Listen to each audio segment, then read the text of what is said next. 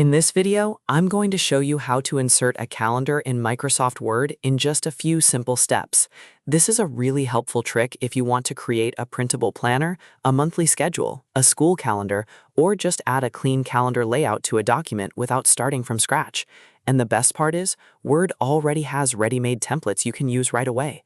If this tutorial helps you, make sure to hit the like button and subscribe for more easy Microsoft Word tips and tutorials. Let's jump in. First, open Microsoft Word on your computer.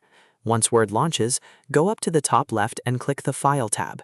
This is where you can create new documents, open files, and access Word's built-in template library. After that, select New. This will open the Templates gallery, where Word gives you a wide range of document templates you can use for different purposes.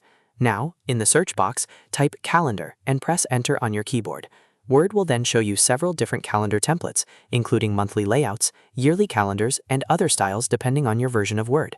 Take a moment to browse through the available options and look for the one that matches the style you want. Some templates are simple and professional, while others are more colorful or decorative. Once you find the calendar template you like, click on it to preview the design. This lets you see what the layout looks like before you open it. If it fits your needs, go ahead and click the Create button. Word will download the template and open it as a new document. From there, you can edit the dates, change the text, customize the colors, and add your own information if the template allows it. You can also print it, save it as a PDF, or use it as part of a larger document. And that's it. You've now inserted a calendar in Microsoft Word using a built-in template. It's fast, simple, and perfect for creating calendars without needing any extra software. If you found this video useful, don't forget to like, subscribe, and turn on notifications for more quick and practical tutorials.